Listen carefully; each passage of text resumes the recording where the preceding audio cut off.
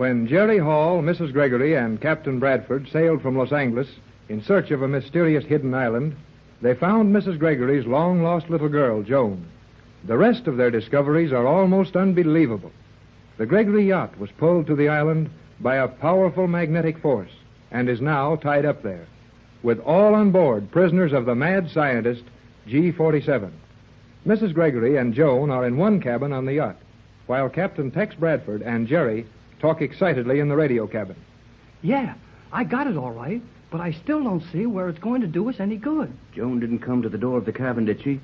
I mean, so that anyone could see she had her mother's dress on. No, she was so scared of what old G-47 would do to her when he found out we had the dress, well, that she was ready to hide under the bunk. Well, we'll see to it that G-47 doesn't have a chance to do anything to her.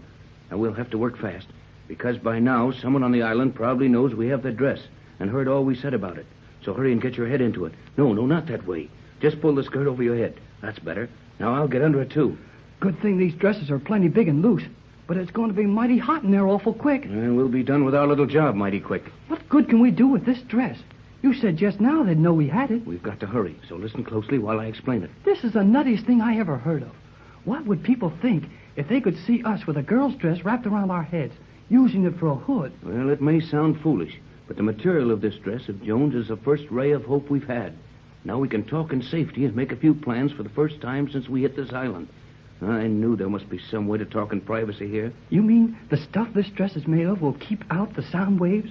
Or whatever it is they use to hear everything that goes on around here? Yes, Jerry, I'm sure of it. You know, a good scientist never compounds a poison without knowing the antidote. For his own protection, if nothing else.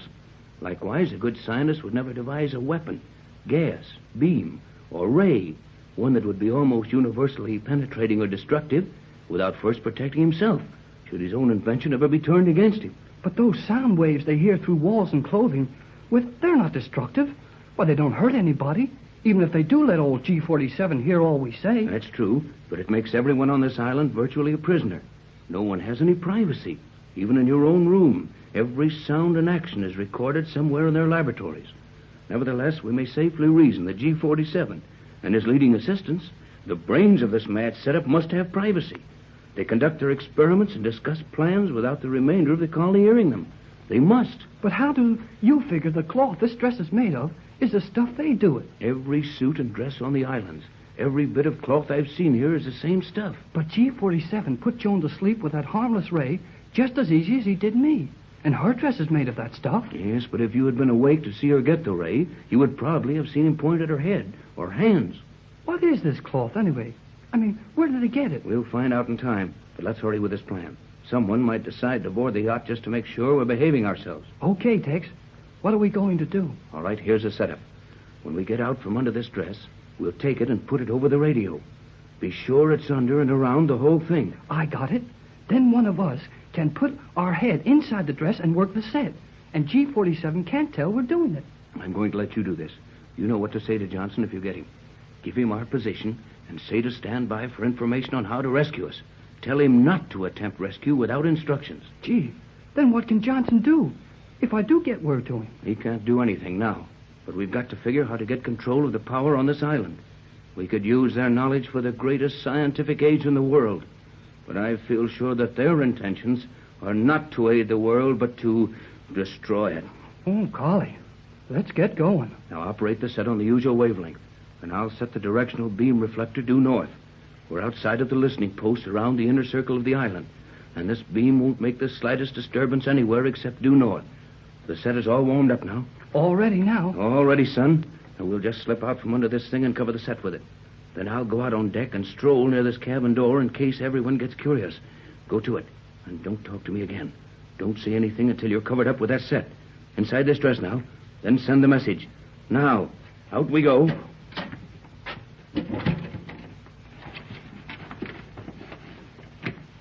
Gee, it's a mighty tight squeeze in here. Guess I'm ready to go. J12C, J12C, J24Y to J12.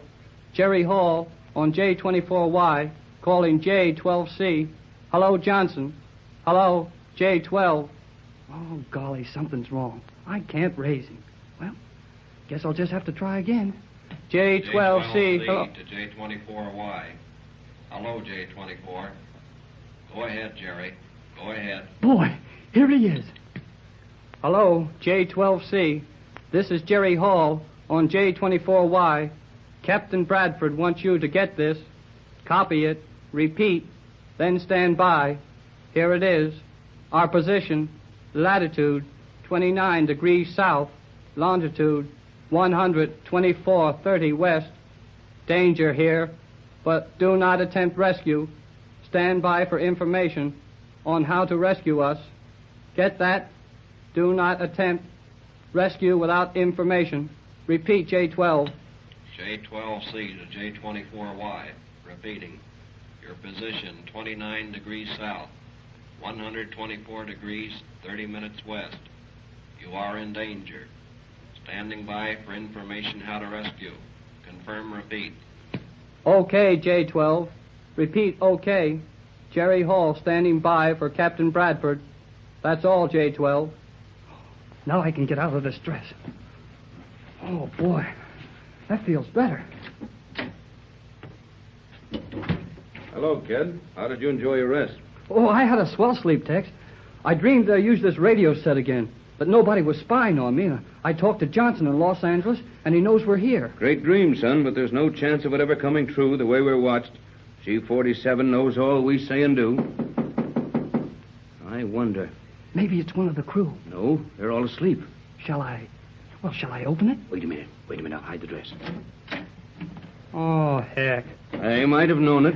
You must pardon my rudeness in entering unbidden, but as long as anyone could have seen and heard all you were doing through the portholes you so kindly left open in every cabin, I surmised you were not discussing anything secret. Just discussing our situation here and wondering how long it'll be before we can get away from this island. You knew we would be discussing that without my telling you. Precisely. And even if I could not see that you have Cleostra's dress there, I would know that the material of the dress had been used for some purpose. How would you know that? Never mind that, Jerry. It's enough that he knows we were using it.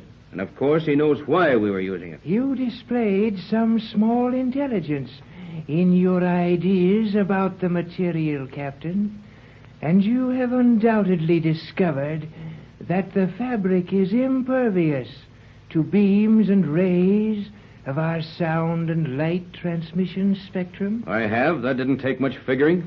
Tomorrow, you may visit the laboratories where the fabric is made. You may have enough of it to drape the inside and outside of this boat, if you wish. I have no desire to intrude upon your privacy. I merely came to warn you that while your childish and unsuccessful attempts to reach the outside world merely amuse me, your first successful attempt will mean your end. Well, we're going to try it just the same. You can't get away with this forever, and you know it. Steady now, Jerry. No use losing your head about it. Well, G47, I want to tell you plainly that if there is any way I can get my friends out of your grasp, I'm going to attempt it. You are a fool, Captain. A brave one, possibly, but nevertheless a fool. Your life would mean nothing to me. I happen to know better, for I have something you want. Yes, you clever meddler, you have. And you know that I will keep you alive until I wrest your secret from you. The only thing in the universe we Euclideans have failed to master. And as long as you live, I know that in some way, at some time, I will get your secret. Well, you can't torture it out of me, and you're not a magician. How will you do all this? The time will come when you will be glad to exchange your secret for the freedom of your friends and yourself. Nothing doing on that. If Captain Bradford has something you want, we'll stay right on your island for the rest of our lives. All of us. but you'll never get it. You see how it is, G47? You're just wasting your breath. Yes, and Joan wants to stay with her mother and the rest of us. She belongs to our world, and she's going back to it with us. Cleostra may stay with you, and she will save you a lot of worry by telling you as much about the island in an hour as you could learn by watching us work for a month. But she will have to be content with your descriptions of the world. She will never see it, except as a loyal subject of Euclidia, when we Euclideans rule the universe. Do you mind going now? We've got things to do, and your boasting and bragging gets on my nerves. It is a pleasure to leave such hopeless company. Well, maybe we're not as hopeless as you think. Quiet, Jerry. You need not warn the boy, Captain.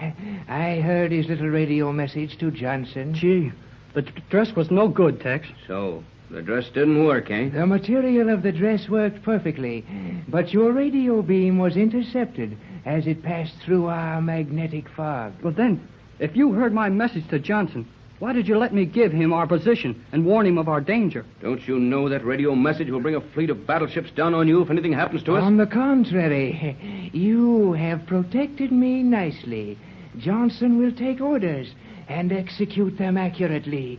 You ordered him not to move in your rescue. Your position means nothing. You had previously given him that as the yacht was held to the magnetic fog. If you had not tried this wild scheme tonight, there was a chance your Los Angeles agents might have acted on their own incentive to rescue you. But you have blocked that yourself. You have prevented your own rescue, and I will prevent